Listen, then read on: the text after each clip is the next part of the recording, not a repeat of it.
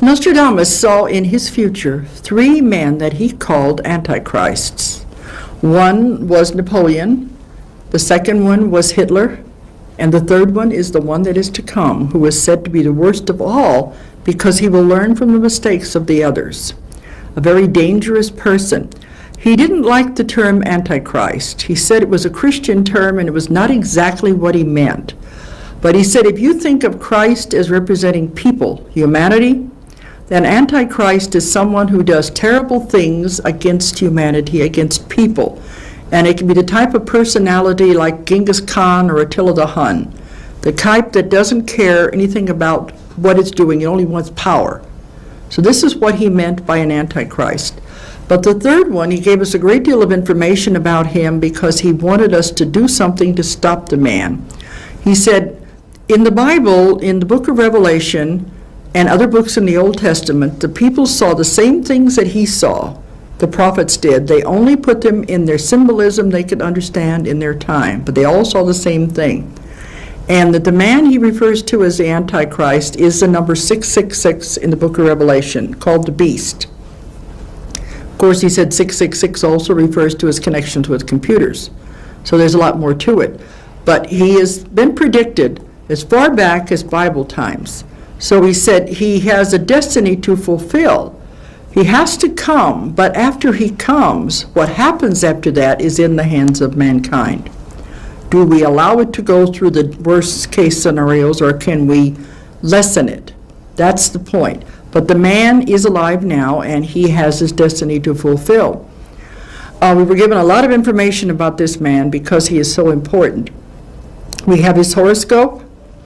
He was born on February the 4th, 1962, in Jerusalem, but he's not Jewish.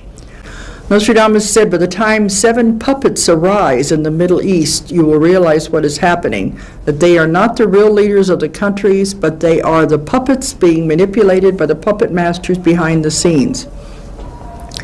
The young Antichrist went to college in Egypt, and we were working on this at the same time he was in college, so we were shown several scenes of him in college. We knew where he was living. We had all this information. His main courses that he took were economics, philosophy, and computers. The computers were going to be very important in his future that he was planning. But after he got out of college, he lived on the different estates of these very rich people. He has no home of his own, but travels around to the different estates. And we saw him once in a big estate on the banks of the Nile, and another one in Syria, and in Oman during the Gulf War. Oman is to the bottom of Saudi Arabia. So we saw him in all of these places during the Gulf War, and he's traveled around from place to place. But well, Nostradamus said, you must remember that this, in the beginning, this man will appear as a savior, the man with all the answers, the man with the golden tongue. And this will how he will make his conquests in the beginning. But he said, you must remember he's not what he appears to be. He's the wolf in sheep's clothing. Because by the time people realize what is happening, then everything will all come out. We were told in 1995, if you were watching, you've become aware of these people and what they are doing.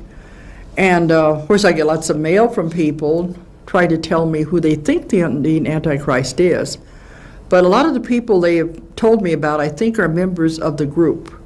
They're very rich, but I don't think they are the Antichrist because they don't fit all of the other criteria.